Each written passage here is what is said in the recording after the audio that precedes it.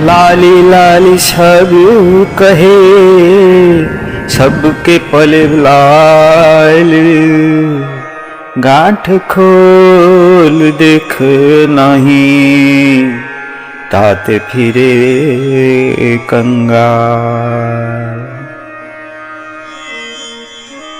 अति सरल ओ समस्तंकर अनुभव कथा कहूछि, ताहाकु केवल आदर करंतु, महत्व दियंतु, मूल्यवान मने करंतु।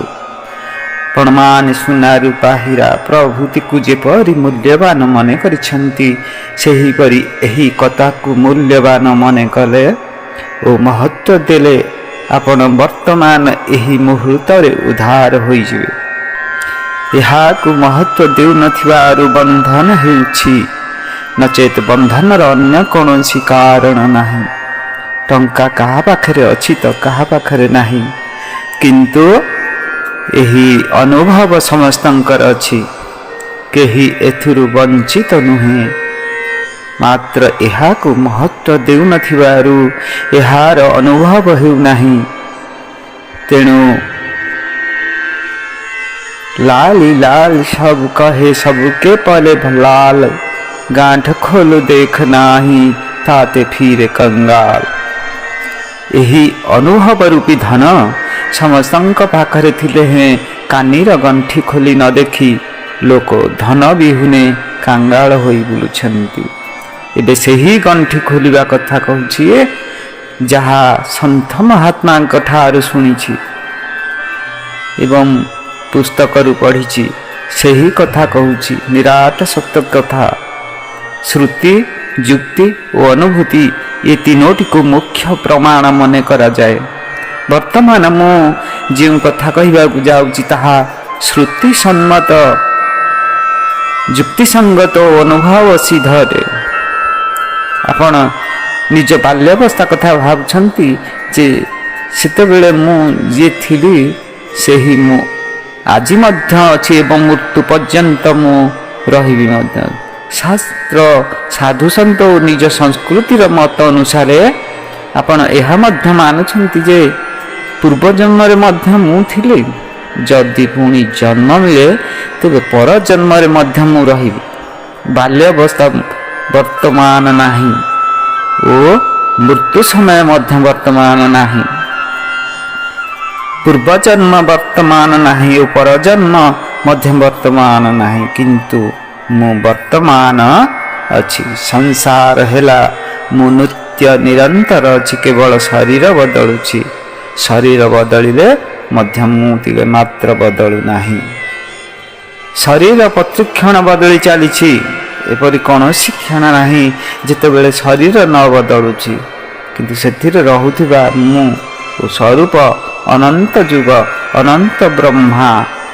सृष्टि बीतीगले मध्य बदले नाही। तेणु परिवर्तनीय शरीर से सहित निजर अपरिवर्तनीय स्वरूप को कदापि एक मने करंतु नाही। ये दुहिं को पृथक मने करंतु, बास एतिकी मात्र काम।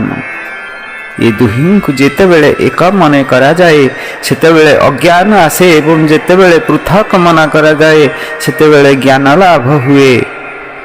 आपण जानिछंती जे बाल्यावस्था रे मु जिए थिली सेही मु आज मध्य अछि। एही ज्ञान को शास्त्रीय भाषा रे प्रत्यभिज्ञ कहंती। एही ज्ञान को तत्वमसि ताहा भगवान तुमे अट कहंती। यहा ही उच्चा चित उच्च महात वाक्य एवं यहा ही अति साधारण अनुभव।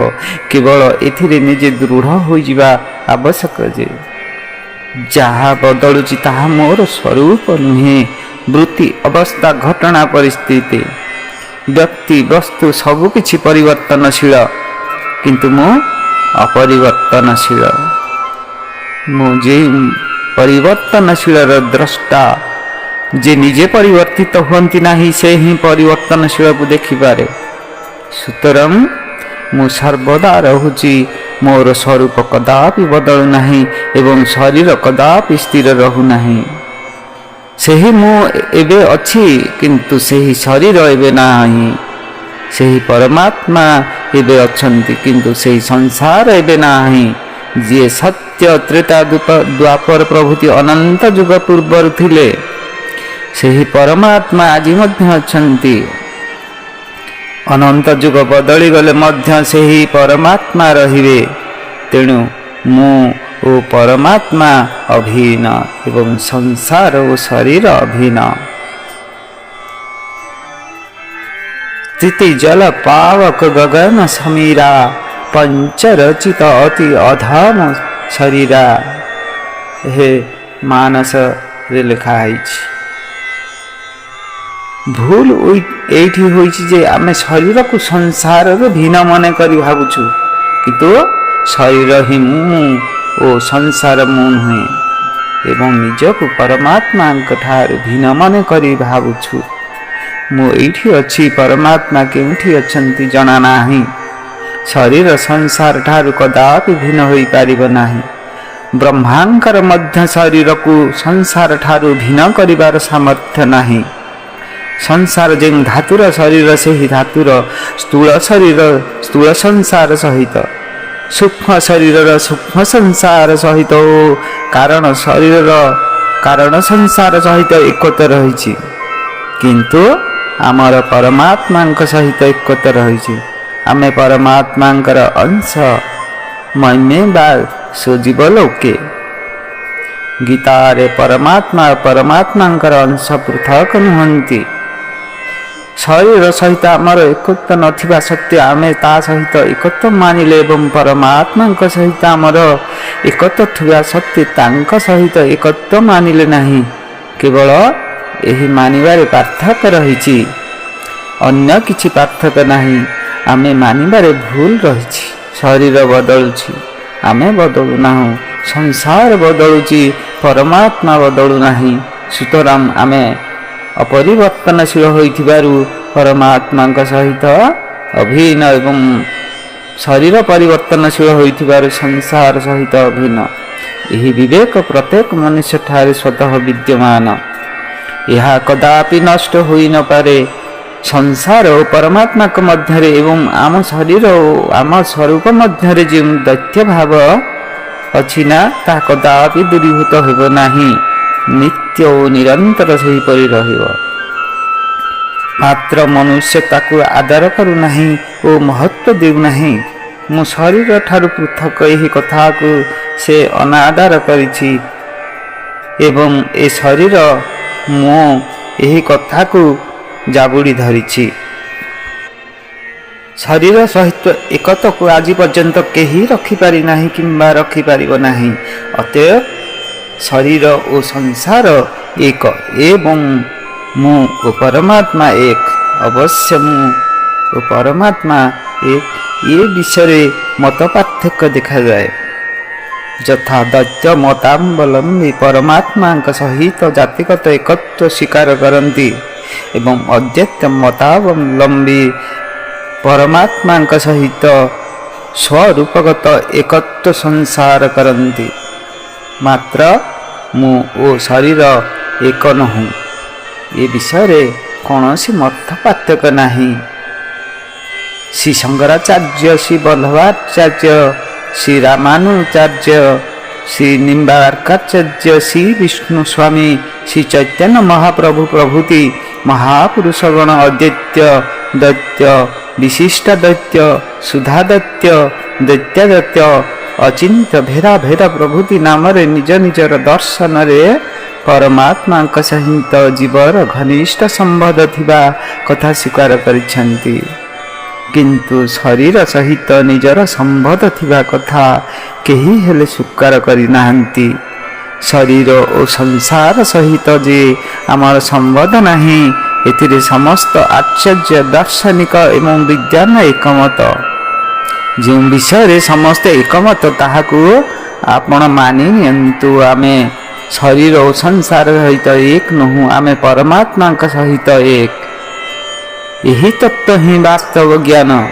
ଏହି ଜ୍ଞାନକୁ ଦୃଢ଼ ଭାବରେ ଗ୍ରହଣ କରନ୍ତୁ। ଏଥିରେ ଅସୁବିଧା କ'ଣ? ଶରୀର ସହିତ ସମ୍ବନ୍ଧ ମାନିଥିବା କାରଣରୁ ଆମେ ଶରୀରର ସୁଖରେ ନିଜକୁ ସୁଖୀ ମନେ କରୁଛୁ। ଶରୀରର ବଡ଼ିମାକୁ ନିଜର ବଡ଼ିମା ମନେ କରୁଛୁ। ଶରୀରର ନିରାଦାର ଅପମାନକୁ ନିଜର ନିରାଦାର ଅପମାନ ମନେ କରୁଛୁ। ପ୍ରକୃତରେ ଶରୀରକୁ କେହି କାଟି ଟିକି ଟିକି କରିଦେଲେ ମଧ୍ୟ ଆମର କିଛି ଅସୁବିଧା ହେବ ନାହିଁ। ଦିନେ ଏହି ଶରୀରକୁ ଲୋକେ ପୋଡ଼ିଦେବେ, ତଥାପି ଆମର ତିଳେ ମାତ୍ର ବି କ୍ଷତି ହେବ ନାହିଁ। ଆମ ସ୍ୱରୂପର ରେଣୁମାତ୍ର ଅଂଶ ମଧ୍ୟ ପୋଡ଼ିବ ନାହିଁ କି ନଷ୍ଟ ହେବ ନାହିଁ। ତେଣୁ ସଂସାର ଆମକୁ ନିରାଦାର କରୁ, ଅପମାନ କରୁ, ନିନ୍ଦା କରୁ, ଦୁଃଖ ଦେଉ, ଶରୀରକୁ ଖଣ୍ଡ ଖଣ୍ଡ କରିଦେଉ, ଆମର କ'ଣ ହୋଇଯିବ? ଗୀତାରେ ଲେଖା ହୋଇଅଛି, ଭଗବାନ କହିଛନ୍ତି ଯେ ଯସ୍ମିନ୍ ସ୍ଥିତୋ ନ ଦୁଃଖେନ ଗୁରୁଣାପି ବିଚଲତେ, ଅର୍ଥାତ୍ ପରମାତ୍ମା ସ୍ୱରୂପ ଅନ୍ତ୍ୟତିକ ସୁଖରେ ସ୍ଥିତ ମନୁଷ୍ୟକୁ ମହାଦୁଃଖରେ ମଧ୍ୟ ବିଚଳିତ କରାଯାଇପାରେ ନାହିଁ। କୌଣସି କାରଣରୁ ଶରୀରକୁ ଖଣ୍ଡ ଖଣ୍ଡ କରିଦିଆଗଲେ ମଧ୍ୟ ସେ ନିଜ ସ୍ୱରୂପରୁ ବିଚଳିତ ହୁଏ ନାହିଁ, ପରମ ଆନନ୍ଦରୁ ବିଚ୍ୟୁତ ହୁଏ ନାହିଁ। ଏ କଥା ସତ ଯେ ଶରୀରକୁ ଯନ୍ତ୍ରଣା ହୋଇପାରେ, କଷ୍ଟ ହୋଇପାରେ, ମୂର୍ଚ୍ଛା ଅବସ୍ଥା ହୋଇପାରେ, କିନ୍ତୁ ଦୁଃଖ ହେବ ନାହିଁ। ଏତେ ଆନନ୍ଦ ସାଂସାରିକ ବସ୍ତୁରୁ ମିଳିପାରିବ ନାହିଁ। ମାତ୍ର ମୁଁ ଓ ଶରୀର ଭିନ୍ନ, ଏହି କଥାକୁ ଆପଣ ଅନାଦର କରିଛନ୍ତି ଏବଂ ଶରୀରର ସଙ୍ଗେ ଏକ ହୋଇ ତାହାର ଦୁଃଖକୁ ଦୁଃଖ ଓ ସୁଖକୁ ସୁଖ ମାନି ନେଇଛନ୍ତି। ଦୟାକରି ଏହାକୁ ମାନନ୍ତୁ ନାହିଁ। ଶ୍ରୋତା ପଚାରୁଛନ୍ତି, ଶରୀର ତ ପ୍ରତ୍ୟକ୍ଷ ଦେଖାଯାଉଛି, ତାହାକୁ ମାନିବୁ କେମିତି? ସେହିଠାରେ ଏକ ମହର୍ଷି ସ୍ୱାମୀଜୀ କହିଛନ୍ତି ଯେ ଦେଖାଯାଉଛି ଯଦି ଦେଖାଯାଉ ଥାଉ, ତାହାକୁ ମାନନ୍ତୁ ନାହିଁ। ଦର୍ପଣରେ ମୁହଁ ଦେଖାଯାଉଛି, ତେବେ କ'ଣ ଦର୍ପଣରେ ମୁହଁ ଅଛି ବୋଲି ଆପଣ ଭାବୁଛନ୍ତି?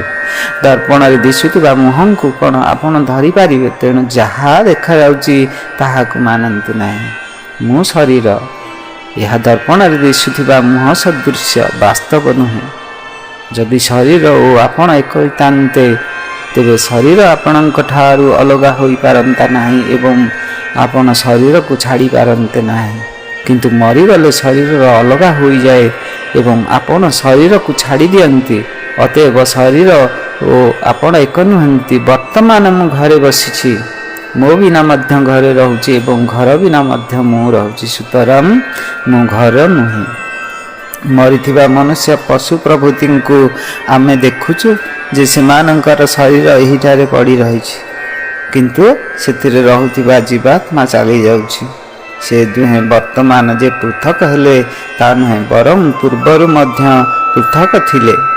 ଯଦି ଜୀବାତ୍ମା ସହିତ ଶରୀର ଏକ ହୋଇଥାନ୍ତା, ତେବେ ଜୀବାତ୍ମା ସଙ୍ଗରେ ଶରୀର ମଧ୍ୟ ଚାଲି ଯାଇଥାନ୍ତା, ଅଥବା ଶରୀରର ସଙ୍ଗରେ ଜୀବାତ୍ମା ମଧ୍ୟ ଏଇଠି ରହୁଥାନ୍ତା। କିନ୍ତୁ ଜୀବାତ୍ମା ସହିତ ଶରୀର ଯାଉନାହିଁ କିମ୍ବା ଶରୀର ସହିତ ଜୀବାତ୍ମା ରହୁନାହିଁ।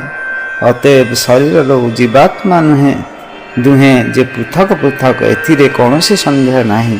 ଏ ଦୁହିଁଙ୍କୁ ପୃଥକ ବୋଲି ଜାଣିବା ହିଁ ଜ୍ଞାନ, ଯାହାକି ଭଗବାନ ଗୀତାର ଆରମ୍ଭରେ କହିଯାଇଛନ୍ତି, ବର୍ଣ୍ଣନା କରିଛନ୍ତି। ଉପଦେଶ ଆରମ୍ଭରେ ଭଗବାନ କହିଥିଲେ ଯେ ଶରୀର ଓ ଶରୀରୀ, ଦେହ ଓ ଦେହୀ ଦୁହେଁ ପୃଥକ ପୃଥକ। ଶରୀର ସର୍ବଦା ପରିବର୍ତ୍ତନଶୀଳ, ଶରୀରୀ କଦାପି ପରିବର୍ତ୍ତନଶୀଳ ଓ ନଷ୍ଟଶୀଳ ନୁହେଁ। ଏହା ଜାଣିଲେ ଶୋକ ହେବ ନାହିଁ, କାରଣ ନଷ୍ଟଶୀଳ ଅବଶ୍ୟ ନଷ୍ଟ ହେବ। ଏଥିରେ ଶୋକ କରିବାର କ'ଣ ଅଛି? ଅବିନାଶୀ ସର୍ବଦା ଅବିନାଶୀ ରହିବ, ଏଥିରେ ମଧ୍ୟ ଶୋକ କରିବାର କ'ଣ ଅଛି? ଆପଣ ଯେପରି ନିଜକୁ ଶରୀରର ସ୍ଥିତ ମାନୁଛନ୍ତି, ପରମାତ୍ମା ସେହିପରି ସମଗ୍ର ସଂସାରରେ ସ୍ଥିତ। ସମଗ୍ର ସଂସାରରେ ଥାଇ ମଧ୍ୟ ପରମାତ୍ମାଙ୍କର ସଂସାର ସହିତ କୌଣସି ସମ୍ବନ୍ଧ ନାହିଁ। ସମଗ୍ର ସଂସାର ଓଲଟ ପାଲଟ ହୋଇଗଲେ ମଧ୍ୟ ପରମାତ୍ମାଙ୍କର କିଛି ଅସୁବିଧା ହୁଏ ନାହିଁ। ସେହିପରି ଆପଣଙ୍କ ଶରୀରର ନଷ୍ଟ ଭ୍ରଷ୍ଟ ହୋଇଗଲେ ମଧ୍ୟ ଆପଣଙ୍କର କିଛି ଅସୁବିଧା ହୁଏ ନାହିଁ। ଆପଣ ଯେପରି ସଂସାରର ମନ ଅନୁସାର ହେଉ, ଏହିପରି ଭାବ ସ୍ଥାନ ପାଇବ, ତେବେ ଆପଣ ଯେ କୃତାର୍ଥ ହୋଇଯିବେ, ଏଥିରେ କୌଣସି ସନ୍ଦେହ ନାହିଁ। ଭଗବାନଙ୍କ ମନ କଥା ହେଉ, ଏହା ଭକ୍ତି ଯୋଗ।